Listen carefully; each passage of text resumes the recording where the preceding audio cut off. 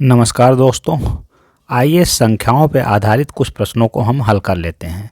तो ये लिखा है हमारे पास कि निम्नलिखित प्रश्नों के उत्तर दीजिए। तो ये पहला वाला जो प्रश्न लिखा है पहला वाला प्रश्न कि ऐसी परिमेय संख्या जिसका कोई व्युत्क्रम नहीं है। ठीक है, तो परिमेय संख्या के बारे में अगर आप जानते हैं तो ठीक है, नहीं तो हम इस पर क्या है थोड़ी आपसे चर्चा कर लेते हैं। और दूसरा एक है शब्द आया है व्युत्क्रम, तो इन दोनों के बारे में हम आपसे चर्चा कर लेते हैं पहले। तो ये क्या है परिमेय संख्या, हम उनको कहेंगे परिमेय संख्या। हम किसे कहेंगे? ऐसी संख्या है जो p बटे q के रूप में लिखी जाए, अर्थात क्या है ऐसे भिन्न के रूप में बटे के रूप में लिखी जाए जहाँ q नॉट इक्वल टू 0 हो। ठीक है, और क्या है p और q कैसे होने चाहिए? p और q दोनों पूर्णांक होने चाहिए, दोनों पूर्णांक होने चाहिए। पूर्णांक बोलेंगे, पूर्णांक क्या है जी?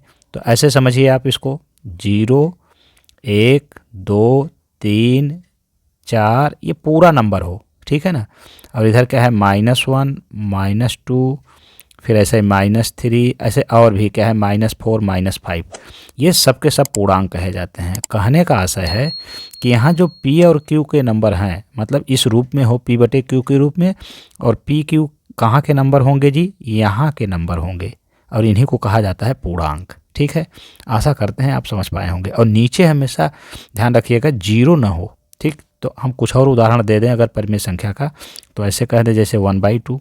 देखिए नीचे 0 नहीं है, और ये 1 और 2 दोनों कहाँ के नंबर हैं आप देखेंगे तो यहीं के नंबर हैं पूर्णांक के। या ऐसे लिख दूँ -3/5। तो देखिए ये क्या है, यहीं के नंबर हैं।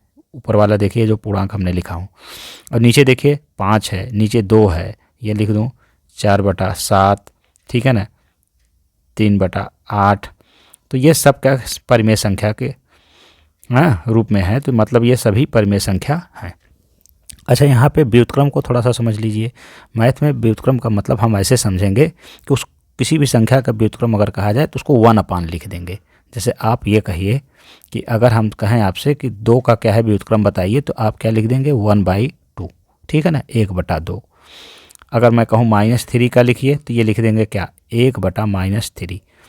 अच्छा, इस वाली बात को आप समझ गए होंगे। अगर इस वाली बात को कम समझ पा रहे हैं व्युत्क्रम को, तो हम इसको दूसरे शब्दों में कहें तो ऐसे कह दें, हम कह दें जैसे मैंने अभी 2 का निकाला तो 1/2 लिखा ना, तो अगर दूसरे शब्दों में कहें तो ऐसे कह दीजिए, मान लीजिए 2 है ना, तो इसको 2/2 या 2/1 लिख सकते हैं। तो क्या करिए, व्युत्क्रम का मतलब है कि भैया क्या है, हर को क्या है ऊपर कर दीजिए, अंश को नीचे कर दीजिए। तो देखो इसको क्या कहते हैं? अंश बोलते हैं। बोलो इस वाले को क्या बोलेंगे जी? हर बोलेंगे।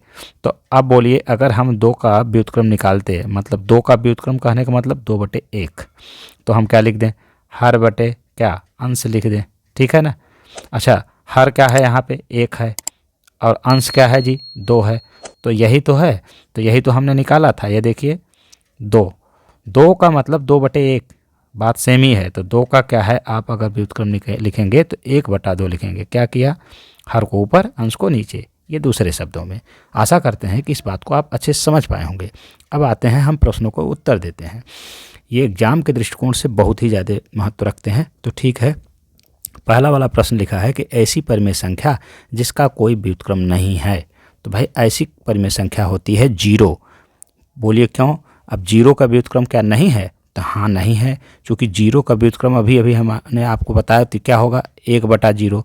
अगर 1/0 कह देंगे तो ये परिमेय संख्या नहीं रही। क्यों? क्योंकि परिमेय संख्या के लिए क्या है, p/q अभी हमने बताया, और q नॉट इक्वल टू 0 हो, मतलब नीचे 0 ना हो, और ये 1/0 आ गया और नीचे 0 आ गया, और इसको बोलते हैं अपरिभाषित।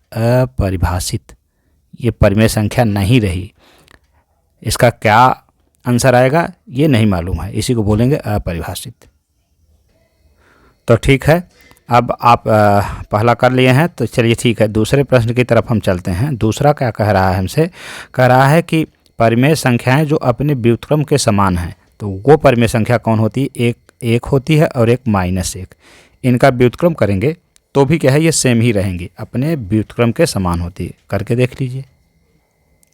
जैसे आप करिए 1 का अगर हम व्युत्क्रम करेंगे तो क्या होगा, अभी अभी आपने कहा किसी का व्युत्क्रम करेंगे तो 1/1 कर देंगे, तो ये 1/1 आएगा। और फिर 1/1 का क्या मतलब 1 ही होता है। तो बोलिए हमने 1 का व्युत्क्रम किया तो देख रहे हैं 1 का व्युत्क्रम हमने किया तो ये 1 का व्युत्क्रम करने के बाद 1 ही आया। ऐसे आप -1 का भी व्युत्क्रम करके देख लीजिए, तो ये क्या हो जाएगा, ये ऐसे हो जाएगा, ये 1/-1 और 1/-1 का मतलब क्या, ये -1 ही होता है। तो देखिए आप, ये है वो -1 और व्युत्क्रम इसका किया तो देखिए ये, तो मैं देख पाया कि ये 1 और -1 का क्या है, व्युत्क्रम हमेशा समान ही रहता है। ठीक है, और आप भी इस बात को समझ पाए होंगे। आगे देख लेते हैं, आगे क्या लिखा है हमारे पास। ये अगला प्रश्न है कि परिमेय संख्याएं जो अपने ऋणात्मक के समान हैं। ठीक है, तो ये जो परिमेय संख्या होती है ये 0 है। फिर चूँकि 0 एक क्या है, ऐसी परिमेय संख्या है। अब बोलेंगे 0 परिमेय संख्या कहाँ है, ये P/Q के रूप में नहीं, तो इसके नीचे 1 लिख दीजिए ना, तो हो गई ना P/Q के रूप में। तो ये परिमेय संख्या है, भले ही 0 लिखा जाए। तो देखिए 0 एक ऐसी परिमेय संख्या है जो अपने ऋणात्मक के समान है। अच्छा 0/1 या फिर 0 को ऐसे लिख दें -0, ये एक ऐसी परिमेय संख्या, -0/1। देखिए दोनों सेम ही बात है, क्या इसका मतलब भी 0 ही है और इस वाली बात का भी मतलब 0 ही है। तो परिमेय संख्याएं जो अपने ऋणात्मक के समान हैं तो वो कौन सा है जी, 0 है। ठीक है, तो आगे देख लेते हैं। ये इसका आंसर ये हो गया क्या, 0, ये है 0। ठीक है, आगे देख लेते हैं, रिक्त स्थानों की पूर्ति कीजिए, ये वाला। अब आप ऊपर वालों को अगर समझ पाए हैं तो नीचे वालों को आंसर बड़ी जल्दी दे लेंगे। तो लिखा है पहला वाला कि 0 का व्युत्क्रम है, 0 का व्युत्क्रम नहीं होता, व्युत्क्रम करेंगे तो वह परिभाषित हो जाएगा, तो 0 का व्युत्क्रम नहीं है। ठीक है, दूसरा वाला देखिए, संख्याएं तथा स्वयं के व्युत्क्रम हैं। ठीक है ना, तो संख्याएं 1 तथा -1 स्वयं के व्युत्क्रम हैं। ठीक है, अभी अभी आपने पढ़ा समान होती हैं। तीसरा वाला देखिए, -5 का व्युत्क्रम, तो अभी हमने कहा ना अगर नंबर लिखा है तो क्या कर दिए 1/, तो ये हो जाएगा -1/5, या इसी को आप लिख सकते हैं -1/5 भी, कोई दिक्कत नहीं है। अब चौथा देखिए, 1/x का व्युत्क्रम, हमने कहा ना हर को अंश कर दीजिए, अंश को हर, तो ये क्या हो जाएगा x/1, x/1 का मतलब x ही होता है जी। ठीक है ना, और ये वाला देखिए, 2 परिमेय संख्याओं का गुणनफल हमेशा परिमेय संख्या ही होती है। क्या होती है, परिमेय संख्या है। 2 परिमेय संख्याएं हैं, उनका गुणनफल हमेशा परिमेय संख्या होगी, चाहे पॉजिटिव परिमेय संख्याओं का गुणनफल कर लीजिए चाहे नेगेटिव। जैसे मैं कहूँ 1/2 और गुणे क्या कर दूँ -3/4, और इनका गुणा क्या आएगा जी -3/8। याद रहे ये परिमेय संख्या, ये परिमेय संख्या, तो ये भी परिमेय संख्या ही है। और लास्ट वाला देखिए, किसी धनात्मक परिमेय संख्या का व्युत्क्रम है, धनात्मक ही होता है, धनात्मक होता है। जैसे मैं कहूँ 2/3, अब इसका अगर हम क्या व्युत्क्रम करेंगे तो ये 3/2 आएगा। ठीक है, धनात्मक परिमेय संख्या लिखिए आप।